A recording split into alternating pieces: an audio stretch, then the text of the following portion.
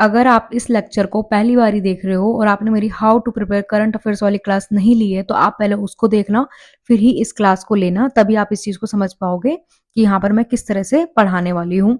तो चलिए स्टार्ट करते हैं। द हिंदू में एडिटोरियल था 1 जुलाई को, court on climate right and how India can enforce it, जलवायु अधिकार पर न्यायालय और भारत इसे कैसे लागू कर सकता है।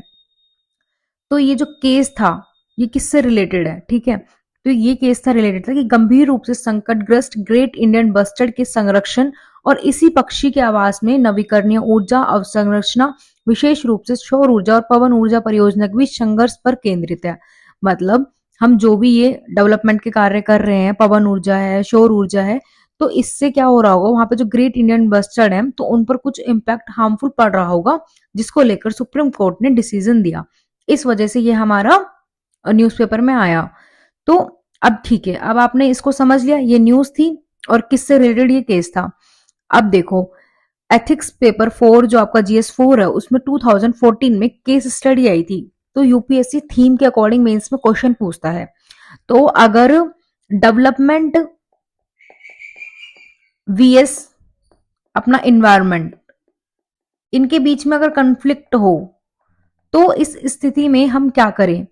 तो अगर इस तरह की कोई केस स्टडी आती है तो वहां पर आप ये जो सुप्रीम कोर्ट का डिसीजन है उसको यूज कर सकते हो। इससे होगा क्या कि आपको औरों से हाफ मार्क्स ज्यादा मिलेगा, और यही इस एग्जाम की रिक्वायरमेंट है कि हमें औरों से हाफ ऑफ मार्क्स ज्यादा मिले और हम अपना सिलेक्शन ले लें। ऐसे आया था judicial activism and Indian democracy, ठीक है। तो इसका जो सुप्रीम कोर्ट का भी ये निर्णय है उसको याद कर लेना है आपको। अब देखो क्या करना होता है कि हमको बस ये याद रखना है, एम के रंजीत सिंह बनाम भारत संघ केस तो आपको समझाने के लिए बताया, ये इससे रिलेटेड है, लेकिन आपको एग्जाम में नहीं लिख कर आना है। आपको सिर्फ आपको पता होना चाहिए कि एम के रंजीत सिंह बनाम जो भारत सिंह केस है वो इस चीज से रिलेटेड है। अब आपको एग्जाम में ये पूरा नहीं लिख कर आना होता, जो लिख कर आना होता है वो ये चीज है। तो ये वाला जो ऐसे है ना, इसकी भूमिका लिखने में भी आप इसका यूज कर सकते हो। तो कैसे लिखेंगे कि एम के रंजीत सिंह बनाम भारत संघ मामले में सुप्रीम कोर्ट द्वारा दिया गया निर्णय भारतीय लोकतंत्र में एक महत्वपूर्ण आधार स्थापित करता है, जो पर्यावरण विकास के मध्य संतुलन की बात करता है। इसके माध्यम से भारतीय लोकतंत्र को सर्वसमावेशी बनाता है, साथ ही न्यायिक सक्रियता और भारतीय लोकतंत्र के मध्य मधुर, उचित एवं आवश्यक संबंधों को दर्शाता है।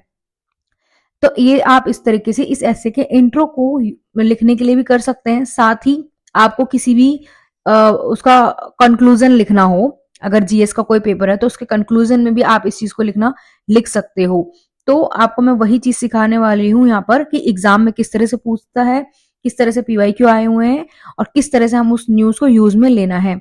और अगर आप ग्रेजुएशन में हो, पोस्ट ग्रेजुएशन में हो, तो वहां भी जो सुप्रीम कोर्ट का ये जो डिसीजन है, और अगर वहां पर डेवलपमेंट और एनवायरनमेंट को लेकर कोई कॉन्फ्लिक्ट से रिलेटेड कोई क्वेश्चन है तो भी आप इस सुप्रीम कोर्ट के निर्णय का यूज कर सकते हो। तो आपको ये भी याद नहीं रखना है, ये आपको बताने के लिए था कि ये किस इससे रिलेटेड था। आपको यही याद रखना है बस, ये एम के रंजीत बनाम सम भारत संघ केस था, जिसमें डेवलपमेंट और एनवायरनमेंट के बीच में जो कॉन्फ्लिक्ट होता है उस पर सुप्रीम कोर्ट ने डिसीजन दिया है कि संतुलन की बात करिए, कि उनके बीच में हमें एक संतुलन मेंटेन करने की जरूरत है। तो सस्टेनेबल डेवलपमेंट करना है, एनवायरनमेंट को बिना ज्यादा हार्मफुल मतलब इम्पैक्ट पहुंचाए बिना, डैमेज किए बिना। तो बस इस लेक्चर में इतना ही, मिलते हैं नेक्स्ट लेक्चर में।